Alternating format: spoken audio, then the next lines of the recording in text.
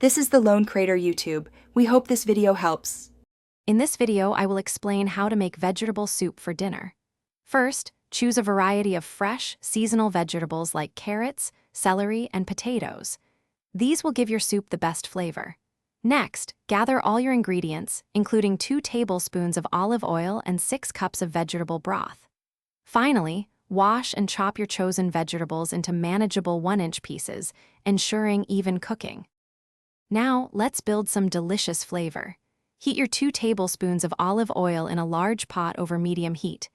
Add diced onions and minced garlic, sautéing them for about 5 minutes until softened and fragrant. This step creates a wonderful aromatic base for your soup. Then, pour in 6 cups of vegetable broth and add your harder vegetables, like carrots and potatoes. Once the broth is simmering, it's time to add the remaining vegetables. Introduce softer vegetables, such as zucchini, green beans, or spinach, during the last 10 minutes of cooking to prevent them from becoming overcooked. Season your soup generously with salt, pepper, and your favorite herbs like thyme or bay leaves.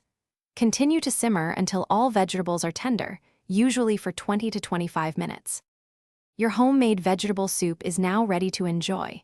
Ladle it into bowls and garnish with fresh parsley, a swirl of pesto, or a sprinkle of grated Parmesan cheese for extra flavor. Serve this comforting soup hot, perhaps alongside some crusty bread or a simple side salad, for a truly satisfying dinner. Don't forget to check the description below for a link to the Echo Dot smart speaker and other great deals. Thanks for watching. Consider subscribing if we helped you.